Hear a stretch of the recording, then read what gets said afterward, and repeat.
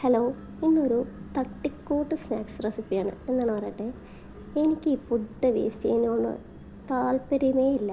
അതുകൊണ്ട് തന്നെ ഞാൻ പരമാവധി ആവശ്യത്തിനുള്ള ഫുഡ് ഉണ്ടാക്കാറുള്ളൂ. തികഞ്ഞില്ലെങ്കിൽ വീണ്ടും എന്തെങ്കിലും ഉണ്ടാക്കുക എന്നുള്ള മെൻറ്റാലിറ്റിയാണ് എൻ്റേത്. അങ്ങനെ വന്നപ്പോഴാണ് ഇന്ന് രാവിലെ ഉണ്ടാക്കിയ ഇഡ്ഡലി 2-3 ബാക്കിയായി. ഇഡ്ഡലി, ദോശ, അപ്പം അങ്ങനെയുള്ള സാധനങ്ങൾ ഒരു സമയം കഴിഞ്ഞാൽ കഴിക്കുന്നത് എനിക്കിഷ്ടമേ അല്ലാത്ത കാര്യമാണ്. എനിക്ക് നല്ല ആർക്കും ഇഷ്ടമല്ലായിരിക്കാം. അത് ആ ഒരു മരം പോലെ ആയിട്ടുണ്ടാവും. എത്ര സോഫ്റ്റ് ഇഡ്ഡലി ആയാലും ഒരു സമയം കഴിഞ്ഞാൽ അത് പോയി, അതിൻ്റെ ഒരു ആ സോഫ്റ്റ്നെസ് പോയി ഒന്ന് ഹാർഡായിട്ടുണ്ടാവും. പിന്നെ അത് ആവി വെച്ച് കഴിച്ചാലും ഒരു വെള്ളത്തിൻ്റെയൊക്കെ ടേസ്റ്റ് പോലെ എനിക്ക് തോന്നാറുണ്ട്. അതുകൊണ്ട് തന്നെ ഈ സാധനം ഒരു സമയം കഴിഞ്ഞ് കഴിക്കുന്നതിനോട് എനിക്ക് താല്പര്യമില്ല. അപ്പോൾ ഇങ്ങനെ വരുന്ന ഇഡ്ഡലി അല്ലെങ്കിൽ ചപ്പാത്തി ആകുമ്പോൾ നമ്മൾ പൊറോട്ട ചിക്കണ പോലെ ചിക്കും.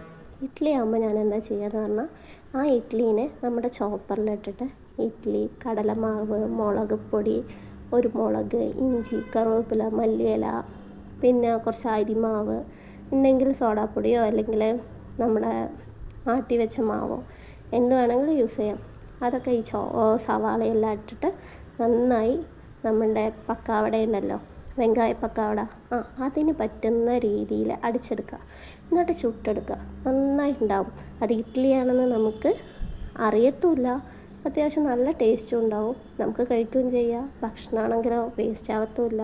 പക്ഷേ ഇത് ഇഡ്ഡലിയിൽ മാത്രമേ പറ്റുള്ളൂ. ദോശ ഇട്ടിട്ട് ഇങ്ങനെ ചെയ്ത് പറഞ്ഞാൽ നല്ല ഫ്ലോപ്പ് ആയിരിക്കുക. കാരണം നമ്മൾ ആ ദോശ കളയേണ്ടവർക്ക് ഇങ്ങനെ ഉണ്ടാക്കിയാൽ ബാക്കിയുള്ള സാധനങ്ങൾ കൂടി വേസ്റ്റായി പോകും. കാരണം ഇഡ്ഡലി പോലെയല്ല ദോശ, അത് ഒരു മരം പോലെ ആയിപ്പോവും.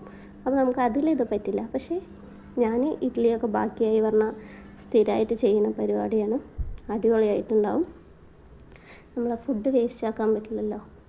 അതുകൊണ്ട് ചെയ്ത് നോക്കുന്നതാണ്. നിങ്ങളും ചെയ്ത് നോക്കി എങ്ങനെ ഉണ്ടെന്ന് പറയണേ.